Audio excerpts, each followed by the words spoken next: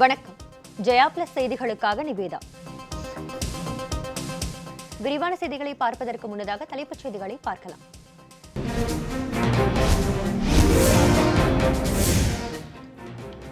வரும் நவம்பர் 1ஆம் தேதி முதல் கல்லூரி முதலாண்டு வகுப்புகள் தொடங்கும். மத்திய கல்வி அமைச்சர் ரமேஷ் பொக்ரியால் தகவல்.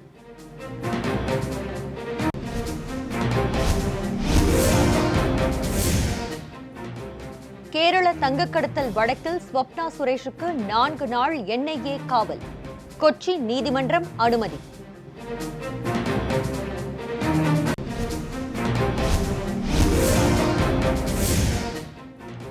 +2 மறுதேர்வுக்கான முடிவுகளை விரைந்து வெளியிட்டு மாணவர்களை அந்த கல்வி ஆண்டிலேயே கல்லூரியில் சேர்க்க நடவடிக்கை எடுக்க வேண்டும். UGC மற்றும் CBSEக்கு உச்சநீதிமன்றம் அறிவுறுத்தல்.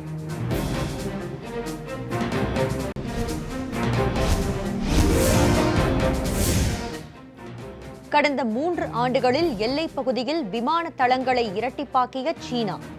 அரசியல் சார்ந்த புலனாய்வு தகவலை பகிரும் முன்னணி நிறுவனத்தின் அதிர்ச்சி தகவல்.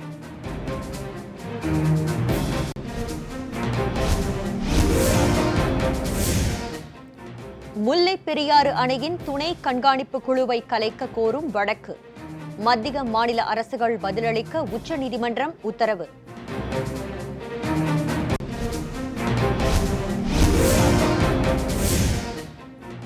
கர்நாடக மாநிலத்தில் தொடர்ந்து நீடிக்கும் கனமழை. காவிரியில் திறக்கப்படும் தண்ணீரின் அளவு 63,000 கன அடியாக அதிகரிப்பு.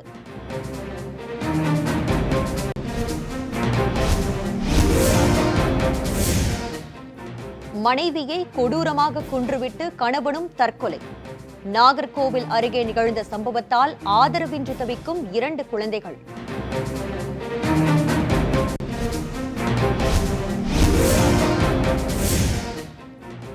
சிலை கடத்தல் வழக்கில் கைது செய்யப்பட்டுள்ள அமெரிக்க வாழ் இந்தியரின் ஜாமீன் வழக்கு.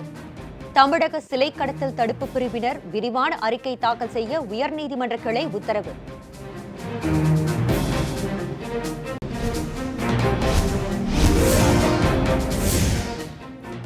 கிருஷ்ணா நீர் வருகையால் பூண்டி நீர்த்தேக்கத்தின் நீர்மட்டம் அதிகரிப்பு.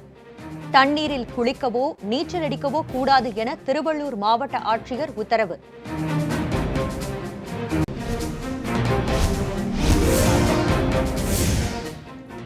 தங்கம் விலை சவரனுக்கு 280 ரூபாய் குறைந்தது.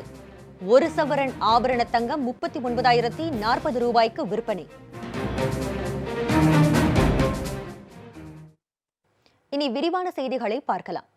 கேரள தங்கக்கடத்தல் வழக்கில் கைது செய்யப்பட்டுள்ள ஸ்வப்னா சுரேஷை 4 நாட்கள் காவலில் எடுத்து விசாரிக்க தேசிய புலனாய்வு அமைப்பிற்கு கொச்சி சிறப்பு நீதிமன்றம் அனுமதி வழங்கியுள்ளது.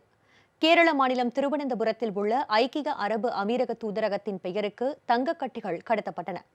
இதை பறிமுதல் செய்த சுங்கத்துறை அதிகாரிகள் இது தொடர்பாக ஸ்வப்னா சுரேஷ், சந்தீப் நாயர் உள்ளிட்டோரை கைது செய்தனர். இந்த தங்கக்கடத்தல் விவகாரம் கேரள அரசியலில் புயலை கிளப்பியுள்ளது. இந்த வழக்கை NIA எனப்படும் தேசிய புலனாய்வு அமைப்பினர் விசாரித்து வருகின்றனர். இந்நிலையில் முக்கிய குற்றவாளியான ஸ்வப்னா சுரேஷை காவலில் எடுத்து விசாரிக்க அனுமதி கேட்டு கொச்சி சிறப்பு நீதிமன்றத்தில் NIA அதிகாரிகள் மனு தாக்கல் செய்தனர். இன்று இந்த மனுவை விசாரித்த நீதிமன்றம் ஸ்வப்னா சுரேஷை 4 நாட்கள் காவலில் எடுத்து விசாரிக்க NIA அதிகாரிகளுக்கு அனுமதி அளித்து உத்தரவு பிறப்பித்தது.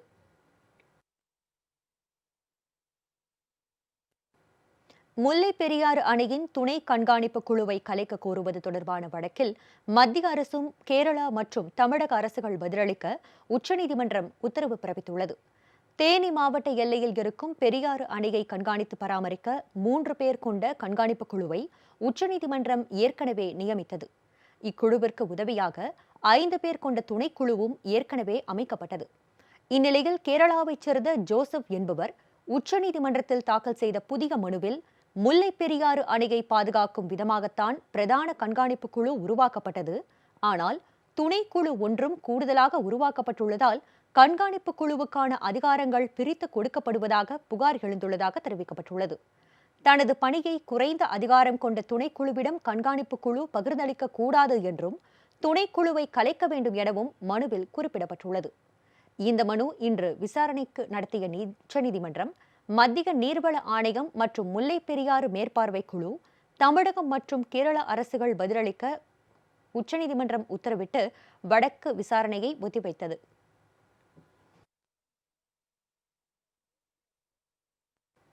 முறையான ஊதியம் வழங்காததை கண்டித்து போராட்டம் நடத்திய கொரோனா தடுப்பு முன்களப் பணியாளர்கள் மீது வன்மத்தோடு சென்னை மாநகராட்சி நடவடிக்கை எடுத்துள்ளதாக CITU மாநில தலைவர் திரு சவுந்தரராஜன் குற்றம் சாட்டியுள்ளார். சென்னை மாநகராட்சியை கண்டித்து பணி நீக்க செய்யப்பட்ட முன்களப் பணியாளர்கள் சென்னை சேப்பாக்கத்தில் போராட்டம் நடத்த உள்ளதாக அறிவித்தனர். இதனால் அந்த பகுதி முழுவதும் காவல்துறையினர் குவிக்கப்பட்டனர். இதனைத் தொடர்ந்து போராட்டம் நடத்த உள்ளவர்களிடம் காவல்துறையினர் பேச்சுவார்த்தையில் ஈடுபட்டனர்.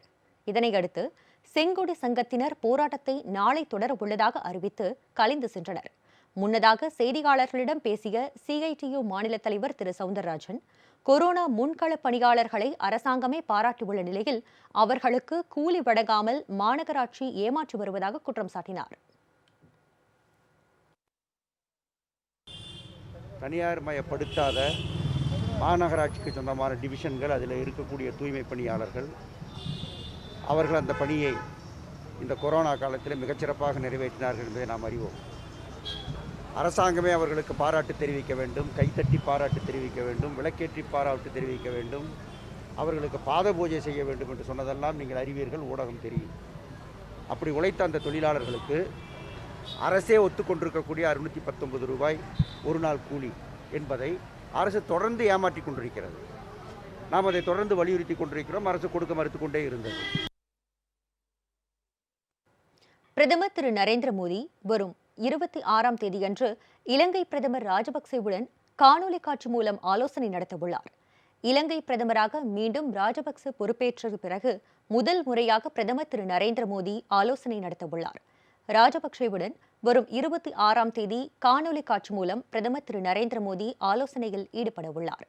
இந்த ஆலோசனையின் போது பிராந்திய ஒத்துழைப்பு, இருதரப்பு விவகாரங்கள் உட்பட பல்வேறு முக்கிய விவகாரங்கள் குறித்து இரு தலைவர்களும் ஆலோசிக்கக்கூடும் என தகவல்கள் வெளியாகியுள்ளன. ஒப்பந்ததாரர்களுக்கு சேர வேண்டிய 6000 கோடி நிலுவைத் தொகை உடனடியாக வழங்க வேண்டும் என அகில இந்திய கட்டுனர் வல்லுநர் சங்கத்தினர் கோரிக்கை விடுத்துள்ளனர். சென்னை சேப்பாக்கம் பத்திரிகையாளர் மன்றத்தில் பேசிய அச்சங்க நிர்வாகிகள் கொரோனா பாதிப்பின் காரணமாக கட்டுமான பணிகள் முடங்கியுள்ளதாக வேதனை தெரிவித்தனர். கொரோனாக்கு பிறகு எங்களால் இந்த தொழிலையே முன்னோக்கி செல்ல முடியாத சூழ்நிலையில் இருந்து கொண்டு இருக்கின்றோம். இந்த பாதிப்பு மிகவும் கடுமையாக இருக்கிறது. ஸ்டாம்ப் டியூட்டி மற்றும் இந்த ரெஜிஸ்ட்ரேஷன் சார்ஜஸை குறைக்க வேண்டும் என்று வலியுறுத்தி இருக்கிறோம். பட் இருந்தால் கூட எந்த ஒரு பிரதிபலனும் இல்லை. ஆன்லைனில் உடனடியாக 21 நாட்களுக்குள்ள ஒரு அப்ரூவல் வர மாதிரி எங்களுக்கு செய்து கொடுக்க வேண்டும். நிறைய ஹைவேஸ் கான்ட்ராக்டர் இருக்காங்க, கார்பரேஷன் கான்ட்ராக்டர், அத்தனை கான்ட்ராக்டர்ஸ் கிட்டத்தட்ட இன்னைக்கு நிலுவையில் உள்ள தொகை கொடுக்க வேண்டிய தொகை 6000 கோடி நிலுவையில் உள்ளது. அது இல்லாத உடனடியாக இப்போ மறுபடியும் ஃப்ரெஷ் டெண்டர் கூப்பிட்டுருக்காங்க. இருக்கிறத பண்ண வேலைக்கு முதல்ல செட்டில் பண்ணல, ஆனால் 20000 கோடிக்கு மறுபடியும் டெண்டர் கொடுக்குறாங்க. இந்த ஒரு அவல நிலையை மாற்ற வேண்டும். சிலை கடத்தல் வழக்கில் கைது செய்யப்பட்டுள்ள அமெரிக்க வாழ் இந்தியர் ஒருவர் ஜாமீன் கோரிய வழக்கில் தமிழக சிலை கடத்தல் மற்றும் தடுப்பு பிரிவு விரிவான அறிக்கை தாக்கல் செய்ய உயர்நீதிமன்ற மதுரை கிளை உத்தரவு பிறப்பித்துள்ளது. அமெரிக்காவின் நியூயார்க் நகரைச் சேர்ந்த சுபாஷ் சந்திர கபூர் என்பவர் உயர்நீதிமன்ற மதுரை கிளையில் தாக்கல் செய்த மனுவில் கடந்த 2008ஆம் ஆண்டு தமிழ்நாடு சிலை கடத்தல் மற்றும் தடுப்பு பிரிவு போலீசார் சிலை கடத்தல் தொடர்பாக தன் மீது பொய் வழக்கு பதிவு செய்துள்ளதாக தெரிவித்துள்ளார். இந்த வழக்கில் இதுவரை 30 சாட்சியங்களை தமிழ்நாடு சிலை கடத்தல் மற்றும் தடுப்பு பிரிவு போலீசார் விசாரித்துள்ளதாகவும் தன் மீது 4ற்கும் மேற்பட்ட வழக்குகள் பதிவு செய்யப்பட்டுள்ளதாகவும் கூறியுள்ளார். 71 வயதாகும் தனக்கு புற்றுநோய் அறுவை சிகிச்சை செய்து கொண்டுள்ளதாக சுபாஷ் சந்திர கபூர் குறிப்பிட்டுள்ளார். இந்த வழக்கில் 14 பேர் கைது செய்யப்பட்டு தன்னை தவிர பிற அனைவருக்கும் ஜாமீன் வழங்கப்பட்டுள்ளதாகவும், எனவே தனக்கு ஜாமீன் வழங்கிட வேண்டும் என்றும் கூறியுள்ளார். இந்த மனுவை விசாரித்த நீதிபதி திரு பாரதிதாசன் வழக்கு சம்பந்தமாக தமிழ்நாடு சிலை தடுப்பு மற்றும் கடத்தல் பிரிவு அறிக்கை தாக்கல் செய்ய உத்தரவு பிறப்பித்து விசாரணையை வரும் 29ஆம் தேதிக்கு ஒத்திவைத்தார். வரும் நவம்பர் மாதம் 1ஆம் தேதி முதல் கல்லூரி 1ஆம் ஆண்டு வகுப்புகள் தொடங்கப்படும் என மத்திய அமைச்சர் திரு ரமேஷ் பொஹ்ரியால் தெரிவித்துள்ளார். மாணவர் சேர்க்கை அடுத்த மாதம் 31ஆம் தேதி நிறைவு பெறும் என்றும் அவர் கூறியுள்ளார். கொரோனா ஊரடங்கு காரணமாக கல்லூரிகள் கடந்த மார்ச் மாதம் முதல் மூடப்பட்டு உள்ளன. கொரோனா ஊரடங்கில் மத்திய அரசு தளர்வுகள் அறிவித்துள்ளன. இதன்படி கல்லூரிகளில் முதலாம் ஆண்டு வகுப்புகளை தொடங்குவது குறித்து பல்கலைக்கழக மானியக் குழுவின் வழிகாட்டுதலின்படி அளிக்கப்பட்ட அறிக்கையை ஆணையம் ஏற்றுக்கொண்டிருப்பதாக மத்திய அமைச்சர் திரு ரமேஷ் பொக்ரியால் தனது ட்விட்டரில் குறிப்பிட்டுள்ளார். இதன்படி வரும் நவம்பர் மாதம் 1ஆம் தேதி முதல் கல்லூரிகள் மற்றும் பல்கலைக்கழகங்களில் முதலாம் ஆண்டு வகுப்புகளை தொடங்கலாம் என்றும் மாணவர் சேர்க்கையை அடுத்த மாதம் 31ஆம் தேதிக்குள் முடித்துக் கொள்ள வேண்டும் என்றும் தெரிவித்துள்ளார்.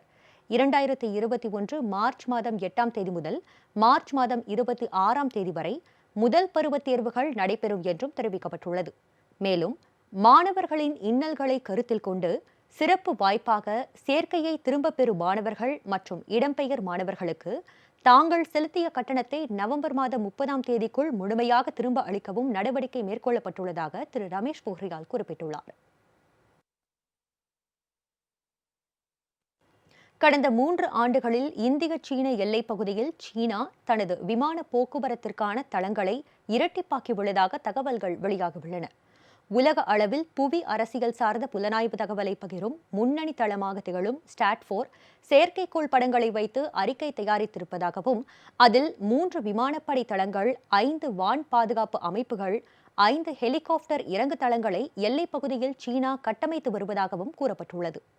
2017ஆம் ஆண்டு டோகாலாம் முற்றுகை சம்பவத்தை அடுத்து சீனாவின் ராஜ்ஜிய நோக்கங்களில் மாற்றம் ஏற்பட்டிருப்பதையே இது வெளிப்படுத்துவதாகவும் அறிக்கையில் தெரிவிக்கப்பட்டுள்ளது.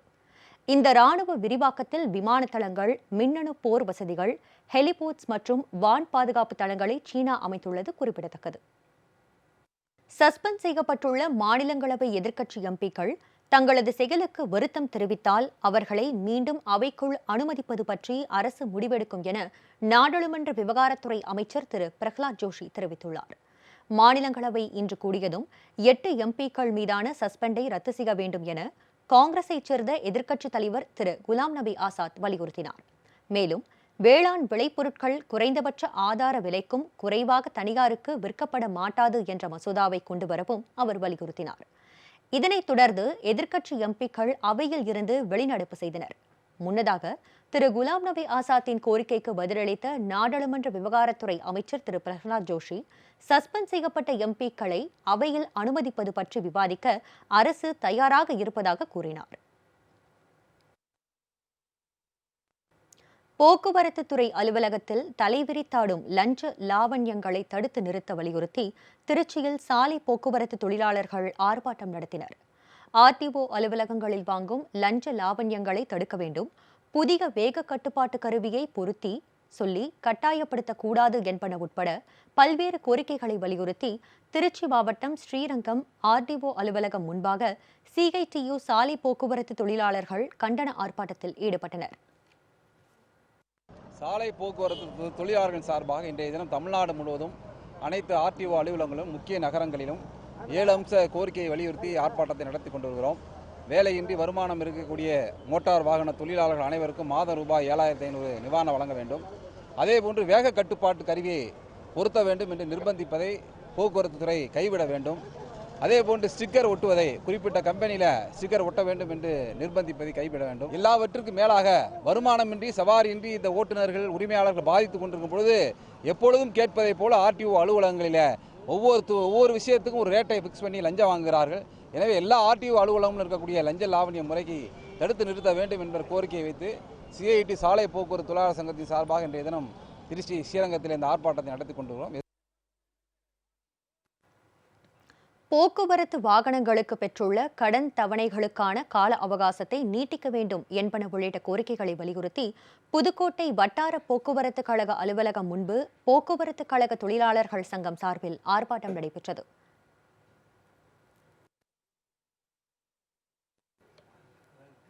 தேனி மாவட்டத்தில் இருவேறு இடங்களில் கடத்தி வரப்பட்ட 238 கிலோ கஞ்சாவை பறிமுதல் செய்த போலீசார் இது தொடர்பாக 5 பேரை கைது செய்து நடவடிக்கை மேற்கொண்டனர். தேனி மாவட்டம் வீரபாண்டி அருகே வாகனத்தில் வைத்து 80 கிலோ கஞ்சா கடத்தப்படுவதாக வந்த ரகசிய தகவலின் அடிப்படையில் போலீசார் அங்கு வாகன தணிக்கையில் ஈடுபட்டனர். அப்போது கூடலூரில் இருந்து தேனி நோக்கி வந்த பிக்கப் வாகனத்தை சோதனை செய்தபோது அதில் 80 கிலோ கஞ்சா இருப்பது தெரியவந்தது. அதனை பறிமுதல் செய்ததுடன் வாகனத்தில் வந்த 3 பேரையும் கைது செய்தனர். பின்னர் வழக்கு பதிவு செய்த போலீசார் 3 பேரையும் சிறையில் அடைத்தனர். இதனைத் தொடர்ந்து கம்பம் வடக்கு காவல் நிலையத்திற்கு உட்பட்ட பகுதியில் கடத்தி வரப்பட்ட 178 கிலோ கஞ்சாவை பறிமுதல் செய்த காவல்துறையினர் இது தொடர்பாக 2 பேரை கைது செய்தனர். மேலும் கடத்தலுக்கு பயன்படுத்தப்பட்ட 2 கார்கள் மற்றும் ஒரு பிக்கப் வாகனத்தையும் பறிமுதல் செய்தனர்.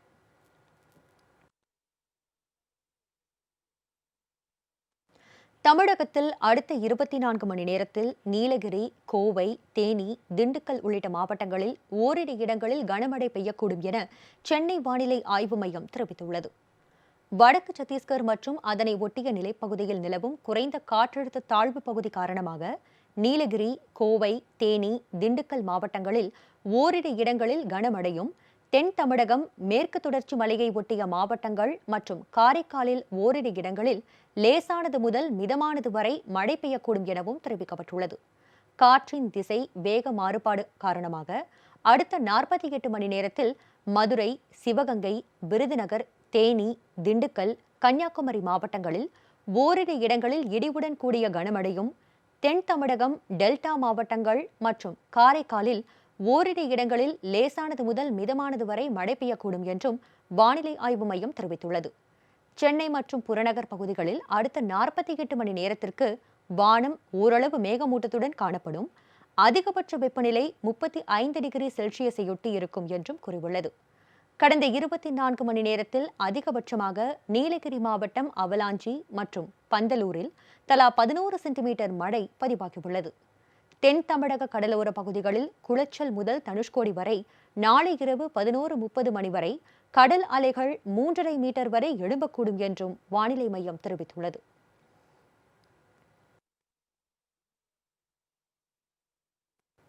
திருப்பூர் மாவட்டம் உடுமலைப்பேட்டை அமராவதி அணையில் இருந்து கூடுதல் தண்ணீர் திறந்துவிடப்பட்டுள்ளதால் பொதுமக்களும் விவசாயிகளும் மகிழ்ச்சி அடைந்துள்ளனர்.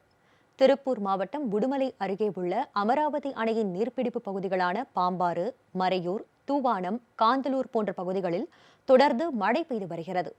இதனால் பாம்பாறு பகுதியில் கடும் வெள்ளப்பெருக்கு ஏற்பட்டுள்ளது. பாலத்தை தொட்டவாறு காட்டாற்று வெள்ளம் வந்து கொண்டுள்ளதால் அமராவதி அணைக்கு நீர்வரத்து வினாடிக்கு 3640 கன அடியாக உள்ளது. அமராவதி அணை முழு கொள்ளளவை எட்டியுள்ளதால் 9 கண் மதகுகள் வழியாக 3வது நாளாக உபரி நீர் திறந்துவிடப்படுகிறது. 2800 கன அடி தொடர்ந்து வெளியேற்றப்பட்டு வருகிறது. மறையூர் பாம்பாரில் இந்த வருஷமும் 30 அடிக்கு மேலே தண்ணி போய்கிட்டு இருக்கு. இப்போ அளவுக்கு அதிகமான தண்ணி போய்கிட்டு இருக்கு. இது மொத்தம் போய் அமராவதி அணையில் போய் சேருது. இதனால தமிழ்நாட்டு விவசாயிகளுக்கு நல்ல வளர்ச்சியும் நல்ல உபகாரமாகவும் இருக்குது. பொதுப்பணித்துறை அதிகாரிகள் நீரின் அளவை இரவு பகலாக கண்காணித்து வருகின்றனர். இதனிடையே மூணாறு பகுதியில் இன்றும் நாளையும் கனமழை பெய்யும் என கேரள வானிலை ஆய்வு மையம் ரெட் அலர்ட் எச்சரிக்கை அறிவித்துள்ளது குறிப்பிடத்தக்கது.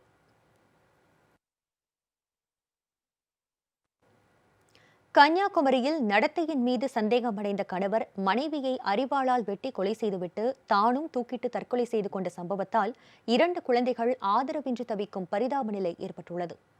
குருந்தன்கோடு பகுதியைச் சேர்ந்த ராஜசேகர், தங்கம் தம்பதிகளுக்கு 11 வயதில் ராகுல் என்ற மகனும் 10 வயதில் தனுசிகா என்ற மகளும் உள்ளனர். குடிப்பழக்கத்திற்கு ஆளான ராஜசேகரால் குடும்பம் வறுமையில் வாடி வந்ததாக கூறப்படுகிறது. கணவரின் வருமானம் கை கொடுக்காத நிலையில் அவரது மனைவி தங்கம் அருகில் உள்ள முந்திரி ஆலைக்கு பணிக்கு சென்றுள்ளார். இவர் வேலைக்கு செல்ல தொடங்கிய நாள் முதலே மனைவியின் நடத்தை மீது சந்தேகமடைந்து மது போதையில் ராஜசேகர் மனைவியை அடித்ததாக தெரிகிறது. இந்நிலையில் நேற்று இரவு குடித்துவிட்டு வந்த ராஜசேகர் மனைவியிடம் இனி வேலைக்கு செல்லக்கூடாது என மீண்டும் தகராறில் ஈடுபட்டுள்ளார். பின்னர் இரவு நேரத்தின் போது குழந்தைகள் இருவரையும் தூங்க வைத்துவிட்டு கட்டிலில் தூங்கிக் கொண்டிருந்த மனைவி தங்கத்தை அரிவாளால் கழுத்தில் சரமாரியாக வெட்டியுள்ளார். இதில் அவர் சம்பவ இடத்திலேயே உயிரிழந்தார். பின்னர் ராஜசேகர் தானும் தூக்கிட்டு தற்கொலை செய்து கொண்டார். தகவல் அறிந்து சம்பவ இடத்திற்கு வந்த இரணியல் போலீசார் இருவரின் சடலங்களையும் மீட்டு பிரேத பரிசோதனைக்கு அனுப்பி வைத்தனர். கணவனின் குடிப்பழக்கத்தால் ஒரு குடும்பமே சீர்குலைந்து போனதுடன் குழந்தைகள் இருவரும் ஆதரவின்றி தவிப்பதுடன் எதிர்காலம் கேள்விக்குறியாகியுள்ளது.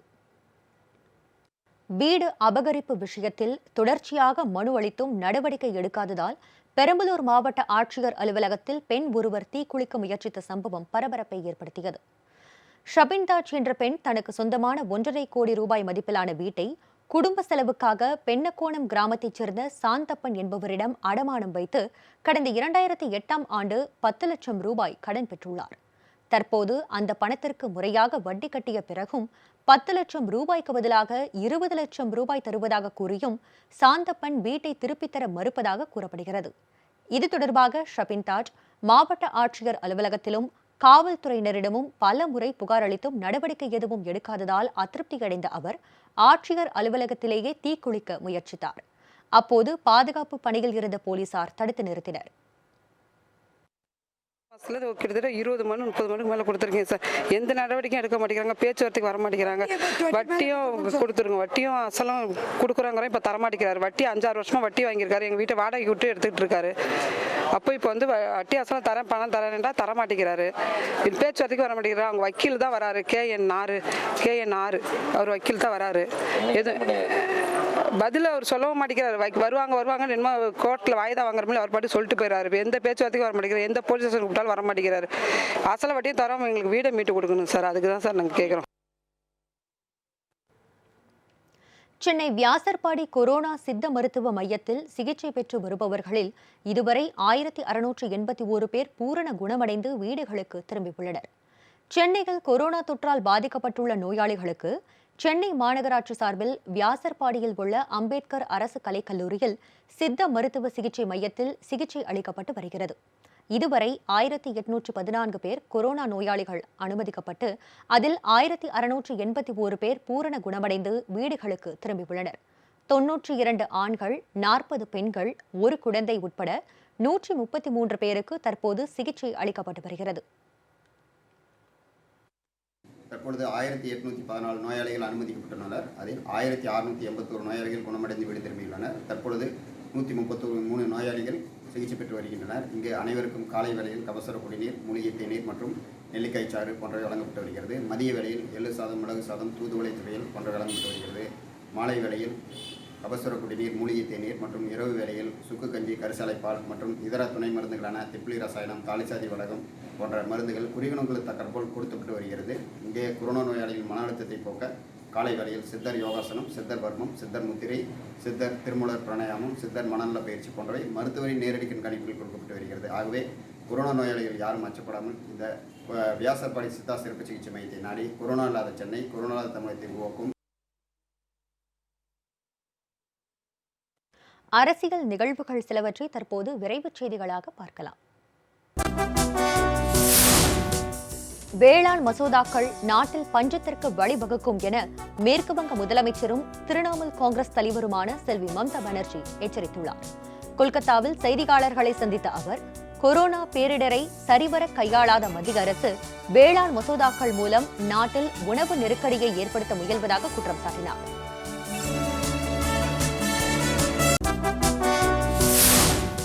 வேளாண் மசோதாக்களுக்கு எதிராக அமளியில் ஈடுபட்ட எம்பிக்கள் மாநிலங்களவையில் கண்ணியம் தவறிவிட்டதாகவும் அவர்கள் மீதான சஸ்பெண்ட் நடவடிக்கை சரியானதே என்றும் பீகார் முதலமைச்சர் திரு நிதிஷ்குமார் தெரிவித்துள்ளார். வேளாண் மசோதாக்கள் தொடர்பாக கருத்து தெரிவித்த அவர், இந்த மசோதாக்கள் விவசாயத்துறைக்கு அவசியம் என்று கூறினார்.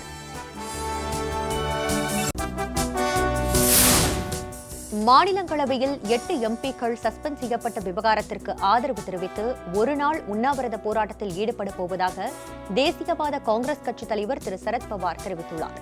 மாநிலங்களவையில் எதிர்க்கட்சியைச் சேர்ந்த 8 எம்பிக்கள் சஸ்பெண்ட் செய்யப்பட்டதற்கும் அவர் கண்டனம் தெரிவித்துள்ளார்.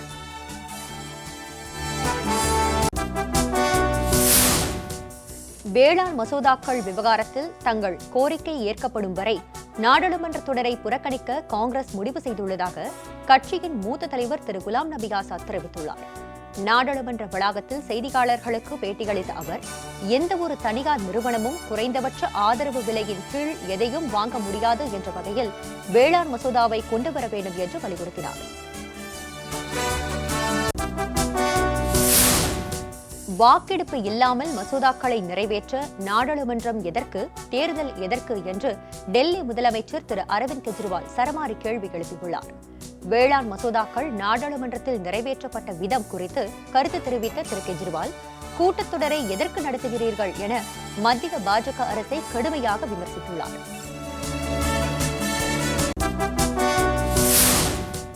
ஜெயங்கொண்டத்தில் ஹிந்தி தெரியாத காரணத்தினால் கடன் வழங்க மறுத்த வங்கி அதிகாரியின் பின்னால் பாஜகவின் பின்புலம் இருக்கிறதா என திமுக தலைவர் திரு ஸ்டாலின் சந்தேகம் தெரிவித்துள்ளார். இந்தி மொழி வெறி எண்ணெய் ஊற்றி வளர்த்தெடுக்கப்பட்டு வருவதாகவும், தமிழகத்திற்கு வேலை பார்க்க வந்த வங்கி ஊழியருக்கு எப்படி இவ்வளவு ஆணவம் என்றும் திரு ஸ்டாலின் கேள்வி எழுப்பியுள்ளார்.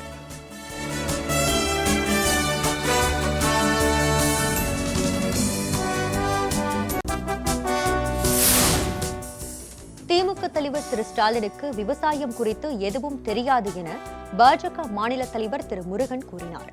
கன்னியாகுமரியில் செய்தியாளர்களை சந்தித்த அவர், வேளாண் மசோதாக்களுக்கு எதிரான திமுக மற்றும் காங்கிரசின் போராட்டம் தமிழகத்தில் தாக்கத்தை ஏற்படுத்தாது என்றும், யாரோ எழுதி கொடுப்பதை அறிக்கையாகிவிடும் திரு ஸ்டாலினுக்கு விவசாயம் பற்றி எதுவும் தெரியாது என்றும் தெரிவித்தார்.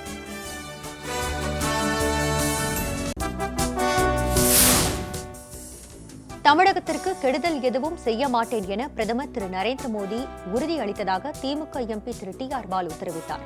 காவிரியின் குறுக்கே மேகதாது அணை கட்ட கர்நாடக அரசு வேகம் காட்டி வரும் நிலையில் இது தொடர்பாக திமுக எம்பிக்கள் பிரதமரை சந்தித்து பேசினர். தமிழக நலன் காக்க அப்போது பிரதமர் உறுதியளித்ததாகவும் திரு டி.ஆர். பாலு கூறினார்.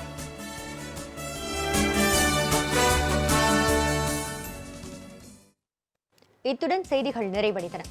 அடுத்தடுத்த நிகழ்வுகளுக்கு தொடர்ந்து பாருங்கள் ஜெயா பிளஸ் செய்தி சேனலை.